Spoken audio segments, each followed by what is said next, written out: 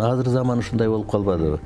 Каражатты өзүң тап, каражаның өзүң бак деп. Рыноктун лозунгасы, урааны ушундай экен. Ал Байшекеге да тиешелүү болуп калды.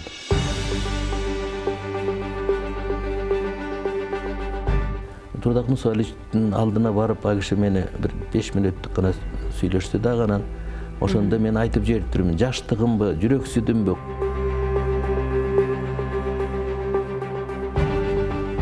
Бизге дагы өөнү учурап аткан учурлар көп азыр. Жаштардын да мамилесинен дагы.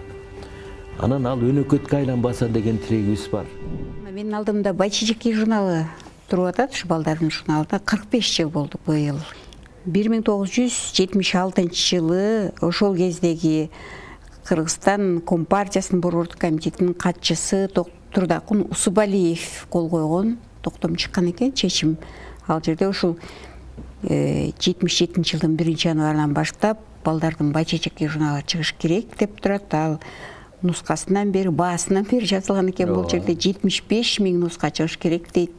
Анан 15 тыйында сатылыш керек деп атат. Анан сизди башкы редактор кылып бекиткен экен. Дагы эле ошол Турдакун Усубалиевдин буйругунун негизинде башкы редактор болуп турсуз. Ушу башкы таржымалына токтолсоңуз. Мен эми ал кезде жаш элем, 35-тин ичинде. Анан бул зарылчылык болуп калды. Бардык союздук республикада чыгып аткан экен. Эми биз Орто Азия, Казакстанда айта турган болсо, өзбектер да бизден 20 жыл мурда Гүнча деген журнал азырда чыгып атат алардын. Казакстанда Балдырган деген журнал ада бизден 25 жыл, 30 жыл мурда чыккан болчу. Ада чыгып атат ушул вакытка чейин. Башка Мурзилка, Веселые картинки деген Россияда чыкчу. Байшеке мына кооз аябай шөкөттөлгөн журналда бардык ар бир саны мына ушундай чыгып атат да. Анан мурдайым албетте жанагы жазылуунун эсебинен, милдеттүү түрдө, Компартиянын милдеттүү түрдө жазылуусунун эсебинен акча түшүп турчу, өзүн өзү актап турчу да.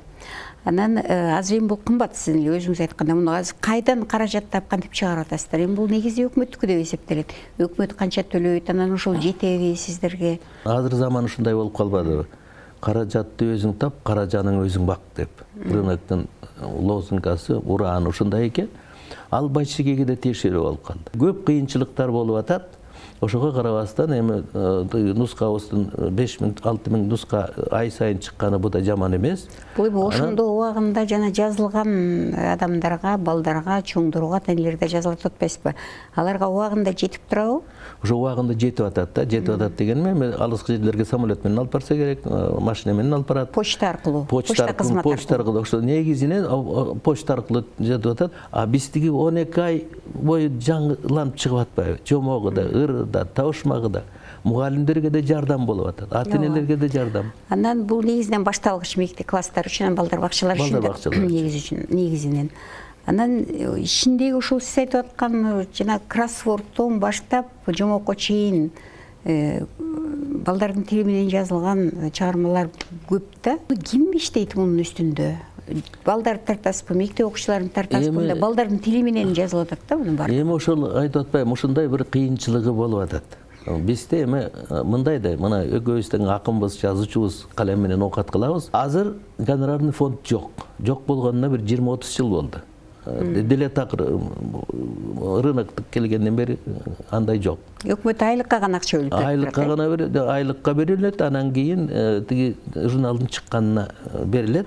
Мисалы 250 000 сом 1 жылга дейт. Ал 1 жылга 2 номерге жана 3 номерге араң жетет.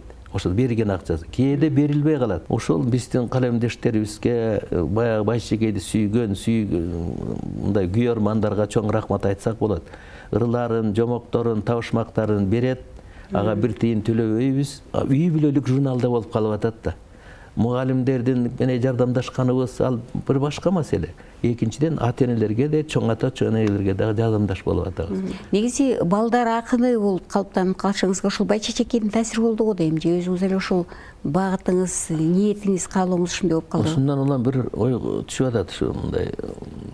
Бул Байшеке журналына келгенде сен өзүң да билесиң, мен Женщил жаш деген жаштар газетасынын адабият бөлүмүнүн башчысы болчумун. Адабиятка жаңыдан киришип, бир-экиден китебим чыгып жүргөн. Анан мени бул журналга чукулунан эле күтүлбөгөндөй эле алып келип калышты. Анан Турдак Нусуаличтин алдына барып, ал киши мени бир 5 мүнөттүк гана сүйлөштү да анан ошондо мен айтып жиберип турмун, жаштыгымбы, жүрөксүдүмбү, корктумбу. Анын үстүнө Жаштар газетасы мага аябай жакчы. Анан мен мындай мойнума байлап баргандай болуп эле чочулуп турган кезде ал киши айтып калды, сизди дайындадык, кандай дейсиз дегенде мен айттым, Турдак Нусуалич, мен балдар үчүн жазчу эмес элем. Экинчиден, мындай жеке башкарып деген мен тажрыйбам жок эле. Десем айтты, тажрыйбаңыз жок болсо тажрыйбалуу болосуз, балдар үчүн жазбасаңыз жазасыз, бара бериңиз деди. Эми ошо кишинин данышмандык сөзүбү, олуялык сөзүбү чын эле балдар акыны болуп калдым. Экинчиден, Байшегейден тажрыйба алдым. Мен дагы Байшегейден көптү үйрөндүм. Себеби 45 жыл оңой эмес экен. Тагдырыма сүйүнөмүн дагы, сыймыктанамын, себеби балдар менен иштешип калган. Балдар журналынан кээде айтып калам, мен бала бакчанын башчысымын деп. Ошондой эле ушул убакка чейин бала бакчанын башчысындай болуп келатам. Балалык деген өзүнчө тазалык да. Эми азыр ошо балдар чогулуп алып сүйлөшкөндөй бир ыр жазгам. 2-3 бала чогулуп көп кеп кылышты космосту, бири Марска, бир айга учуу жайын коскошту. Марат айтты мактанып, мен чоңойсом күнгү чам. Жерге кабар жеткирген станция тургузам. Түү келесе отурбайбы, эч нерсени билбеген, өрттөнөсүң заматта кандай ысык күндеген, деп айтты эле Эмилбек, араң тыйып күлкүсүн, Марат кайра күн кетти, мен учам да түнкүсүн дейт. Дагы бир экинчи сиздин канатыңыз бул пародиялык чыгармалар да, жалаң өчө пародия жазып келатасыз. Жакында көз өтүп кетти, Кыргыздын эң белгилүү чоң адабиятчысы, сынчысы Кадыркул Даутов. Ошонун 75 жылдык юбилейинде мен куттуктогонго туура келип, ошондо айттым, каке сен чоң сынчысың. Мына мени дагы сынчы десеп айтса болот, себеби көркөм сынчым мен, баягы жумшагыраак айтып ыр менен айландырып атам. Мына Кыргызда макал бар, сынчынын сыңар өтүгү майрык деген. Мына сен сындайсың, жазасың, бирок ыр жазбайсың. Демек сенин бир эле сыңар өтүгүң майрык болсо болгон. Мен пародия да жасамын, тийишемин. Демек меники эки өтүгүм тең майрык. Эки өтүгүң майрык, мына мен боломун. Сенин бир өтүгүңдүн майрык болгондо иштек эмес дегендей эле, ошо сатира деген, юмор дегендин мындай бир жакшы жери бар экен. Даже менин ал тургай мына китептеримде дагы балдар үчүн жазгандарымда эми балдар үчүн пародия эмес, баары күлкүлүү ырлар болуп эсептелет. Демек куудулдук деген, тамашакөйлүк деген мен кичине мындай шыгымда бар окшойт да. Сиз пародияга кайрылганда ошол кемчиликтери мындай ашкерелейин деп ойлойсузбу? Же болбосо бир тамашалап коеюнчу деген ой кетеби? Негизи эле ошондой учурда адатта мындай таарынтып алган учурларыңыз көп болобу? Бул эми сатира эмес. Сатира деген эми курч сатиралар болго, таза мисалы. Анан бул эми сатирага жакыныраак, эми сатиранын жанры жакын, баягы мындай киндиктеш экөө. Сатира, юмор деп экөөнү тең айтат. Юмору кичине куудулдук болот да. Жеңил, мисалы кээ биреулер тамашалап калат, сен кебеси менен муустайт кетсиң деп. Ошондой мындай жеңилдиги бар да. Анан эми тарынганда айтып атпайсыңбы? Тарынгандар да болот. Кээде мен бир кездерде телевиденияда Мыскыл жана тамаша дегенди уюштурушту, мындан бир 30 жыл, 40 жыл мурда. Ошондо менин Тура Кожомбердиевке массалык мас деген пародиямды ошо телевидениядан окугам. Классик болуп кетти го. Менин ырыма массалык мас деген пародия жаздырсың деди. Анан айттым, тука эми сен эми чоң акынсың, түшүнөсүң. Бура сүйлөгөн күлкүгө жакшы дегендей эле нерсе. Десем, апай, андай болсо бир жөн экен. Ошондой эле кичине тарынганга ылайыкташып кеткендей кишилер болот. Бирок меники мүмкүн болушунча мен аны жанагы мындай бир тамаша иретинде. Бирок сын көз, бул сын көз бар да. Албетте бар да. Кантип эле сын болбосун, сын болгон үчүн кичине эл күлөт да. Бирөөнүн кичинекей бир аз кемчилдиги болуп атабы, айтып мүчүлүшү болуп атат. Бир жагынан агай ушул сын, албетте сиз жөн жеринен жазбасаңыз керек. Албетте сын, экинчи андан бул чыгармачылыгымга камчы да болсо керек да, кандайдыр бир деңгээлде. Ал жагы да болот, албетте да болот. Анан эми мына сен өзүң акын катарында пародияны баалап атасың, бир экинчиден анын салмактап атасың. Ошондой эле акын калемдештерибиз мага өч болуп кеткен, мага таза тарынган андайлар жок. Бирок өздөрү күлүшөт. Мени кармай турган жерден кармап турсаң, кантип кармадың мени деп. Абдан ушу башуты менен кирип кеткен пародия жазган акындардан деле мен жакшы билбейт экенмин. Кийинки буун кандай азыр барбы? Мында эми пародияны жазып жүргөндөр бар. Бирок мен баягы тирмейип көп жаш кезимден баштап өзүнчө китеп кылып жибердим. Анан пародиянын эки формасы бар. Тиги орустарда жана Архангельскийни жазганда 1, 2, 3, 4, 5 вышел зайчик погулять деген ыр бар. Кыргызда bir күнү bir коом bir дарыбыз, bir күн кечке ырдайбыз дегенде ошондо 1000 жолу кайталана турган ыр бар, илгертен келаткан. Салижан агабыз ошо дарбыздан дарбаган сөз деген ошол эле сөздү алып эле көп акындарыбызга, аттуу баштуу акындарыбызга чейин пародия жазган. А кишиники стилин туурайт, манерасын. А кишинин жазган, мисалы Насирдин Байтемиров агабыздын жазганы менен Байдылданыкы башкача, Сарногоевдуку башкача, өздөрүнүн стили бар да. Ошо стилинди туураганды аны экинчи бир формасы экен.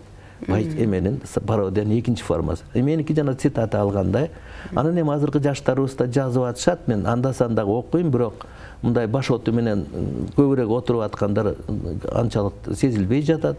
Эми бул жанр жашаш керек. Адабияттын жакшы, куудулдук дагы, сатирага байланыштуу дагы жакшы жанры. Негизи акындар албетте ыр деген чын эле базарда картошка саткандай эмес, анын түшүгү. Анан ага окурман албетте окурман таанып турса, ал чоң сыйлык дагы, сыймык дагы, андан тышкары мамлекеттик тааным деген да бар да. Азыр эми ушул сыйлыктарды ыйгаруу жагында бир топ талаштар жүрүп атат. Татыксыз сыйлыктар берилип атат. Талантты же болбосо эмгекти баалоо дегендин өзүнүн наркы баркы кетип бүттү. Баалоо калыс акыйкат жүрбөй атат деген сөз азыр көп эле айрыкча социалдык тармактарда кызуу талкууланып кетип атпайбы. Анан ушундан улам сизден суроодо ушул азыркы бүгүнкү күндө сыйлык ыйгаруу саясатына көз салып атасызбы? Кандай бүгүн? Мага мен негедир эми сыпайкерчилик болбосун, мен мүнөзүмө туура эмес нерсе да, мисалы. Эми ар бир акын, жазуучунун эл берген баасы болот, анан базар баасы деген да болот да. Базар баасы деген эми ал кичине адилет менен берилген баа болот. Элдин берген сыйлыгындай сыйлык жок бу дүйнөдө. Эзелтеден. Эми заманында Лев Толстойду да көрсөткөн экен Нобель сыйлыгына. 2 жолу 3 жолу албай да калган экен. Эми аны адабиятчылар гана билет, ал кишинин деле бир кезде көрсөтүлгөн. Чыңгыз агабыз деле нече ирет көрсөтүлүп албай калды, бирок Чыңгыз агабыздын даражасы кылдай кемген жок да. Эми мисалы ондогон, жүздөгөн сыйлыктар аталбай эле Чыңгыз Айтматов деген эле аты. Ошону айтам. Ошон үчүн эми адилеттүүлүк деген бир башка нерсе. Мактоо деген башка нерсе. Жөн эле мактай берсе де болот, бирок адилеттүү мактаса ада бир башка нерсе да. Ошон үчүн эми биздин баабыз, мына өзүң да жакшы акынсың, анан мен баалаймын. Элдин берген баасына, элдин берген мындай ыраазычылыгына жетпейт. Жылуу сөз деген жаңгы кубат албетте. Такыр эле жылуу сөз укпай жүрүштүн өзү деле адамдын даражасын билдирип коет. Анан эми баягы сүрөөнчү катарында, элдин баасы катарында эми аны айландырып, жанагынтип орденге, медальга айландырып атпайбызбы? Анан эми аны берип турса, алып турса, адил эми эч ким деле дем болот. Дем болот турганын эч ким элдин бар деп билишет дечи. Анан эми ага азыр бир эме чыгып барып турган анекдот сыяктуу. Эгерде Кыргызстанда Нобель сыйлыгынын комитетинин филиалы Кыргызстанда болсо, далай акын жазуучулар Нобель сыйлыгын алууга аракет кылмак экен да, же алгандары да болмок экен дегендей. Ошондой эле сыйлык деген албетте элдин баасы болсо, албетте бул жарашып турат. Ыйгаруу деле ушул элдин баасын эске алып туруп анан албетте комитет эске алыш керек. Экинчиден чоң талкуулар жүрүш керек. Элдин таразасына салыш керек. Окурмандын таразасы. Эмне үчүн окурмандын таразасына салбайбыз? Мисалы комитеттеги кишилер же болбосо комиссиядагылар эле чечип коет. 5 кишиби, 10 кишиби, даже 100 кишинин дагы айткан дагы башкача мааниде болуп калышы мүмкүн. Ошон үчүн эми көп убакытка чейин элдин талкуусуна түшүп турса, албетте бул жакшы тараза болот эле да. Анан эле чүчү кулак кармаган суу эле жана антип метип койгондун дагы бир калпыс жагы да болот эми. Ошон үчүн сыйлыкты деле сейректентип берип турган жакшыбы деп ойлойм да. Берген Албазарбаев деген бар эмес, драматург болуп кетти го. Мен ушул кишинин бир сиз тууралуу жазган окуп анан мага жакты да, ушу сизге бир суроо берейин деп атам. Токтосун аке аксакалыңарды сыйлагыла деп ар кимге өлүмдүгүн арткан куу сакалдардан эмес деп жазыптыр. Мүнөзү токтоо, жибек, тегинде ак сөөктүк мырзалык бар деп жазган экен да. Бүгүн негизи улууга урмат, анан негизи кишиге ызаат көрсөтүү деген бир маданият сакталбай калды деп дагы жазып айтып талкуулап калып атабыз да коомчулукта. Анан бүгүнкү муундардын ортосундагы мамиле сизди канагаттандырабы? Эми коом өзгөргөндөн кийин, коомдук формация өзгөргөндөн кийин жанагы базовый принциптер деп коет, моралдык, адам баласынын мындай сый урмат деген ошондордун түшүнүгү өзгөрүп кеткени дагы таң калтырат. Эми жаштар байкабашы мүмкүн, бирок биз канча дагы улуумун өкүлү болуп калдык. Бизге дагы өөнү учурап аткан учурлар көп азыр. Жаштардын да мамилесинен дагы. Анан ал өнөкөткө айланбаса деген тилегибиз бар. Себеби жаман нерсе өзү тез эле үйрөнүлүп кетет экен. Мен эми бир кичинекей анекдот сыяктуу өзүң суроого байланыштуу. Азыр жана трансформация деп коет, уят, ар, намыс дегенден дагы башкача түшүнүктөр пайда болуп калгандай. Бир кичинекей окуябы, анекдотпу, бир киши остановкада аялдамада турса, жанындагы бирөө чөнтөгүнө кол салат дейт. Анан колун кармап, эмне кылып атасың десе, ширенке алайын дедилем деп. Ширенке алсаң сурабайсыңбы десе айтат дейт, сурагандан уялдым деп. Эми уят деген сөздү оосуна алып атат дагы. Уяттын кандай уятсыз ишке барып атканы да кызык болуп атпайбы? Ошондой эле асиресе жаштарыбызга азыр биздин баягы ата бабадан келаткан салт сана жана келиндин жүгүнгөндөн дагы чоң ызаат жок да. Келин демек чоң ызаат бул өзү. Мына ошону деле бирөөлөр өгөйлөшөт, бирөөлөр зарылчылык эмне дейт, заман өзгөрдү дейт. Мына ошо элементарный бир жагы кичинекей эле нерселер. Ушунун бардыгында биздин ата бабадан келаткан, биз башка элге окшобогон дүйнөдө кыргыз деген башка жерде жок бул сөз. Майда чүйдө бөлүнүп жүрөт кайга жерде. Бирок биз деген жана уникалдуу деп коет. Эч качан эл башка улутка көп окшобогон касиетибиз бар. Ошону сакташыбыз керек. Ушуга мисалы үчүн жана Берген Албазарбаев жазгандай аксакалдардын дагы өзүнүн улуумундун дагы бир ошо терс таасири же улуумундун да бир тарбиясынын жетишсиздигинен болуп аткан жокпу? Алардын да терс таасири жокпу? Жакшы укмуштай сонун төл сөзүбүз бар экен. Тиги таалим, тарбия деп. Демек таалим деген сөз өрнөк болуш керек экен да. Бир нерсеге ошон үчүн аксакалдарыбыз, улуу кишилерибиз, тарбиялуу, интеллигент деп коебуз, шулардын бардыгы өрнөк болуш керек. Бардык нерсенин баары өрнөктөн. Ошон үчүн биздин тарбиябыз жана таалимибиз бар да, анан тарбиябыз да бар. Экөөнү бир айтат, таалимдүү болуш керек деп. Ошон үчүн биздин элибиздин ушундай улуу касиетин сакташыбыз керек. Аны үчүн эмне кылыш керек? Мына жазуучулар, акындар, журналисттер, окумуштуулар, ушуларга көп милдет жүктөлгөн. Себеби биздин кыйшык иштерибизден кете турган болсо, бир кыйшык нерселер, бир калпыс нерселерди ушулар жооп бериш керек. Жооп дегеним албетте сотко бергендей жооп эмес, бирок ушулардын күнөөсү бар. Себеби биздин жаштарыбыздын момундай кылык жоруктарына. Ошон үчүн өрнөк деген сөз илгертен касиеттүү сөзүбүз биз. Дайыма айтып жүрө турган, дайыма эстеп жүрө турган. Биздин бүгүнкү коногубуз белгилүү акын, эл акыны Токтосун Самудинов болду. Сизге чоң рахмат бизге келип бергениңиз үчүн. Ишиңизге ийгилик, чың ден соолук каалайбыз. Рахмат.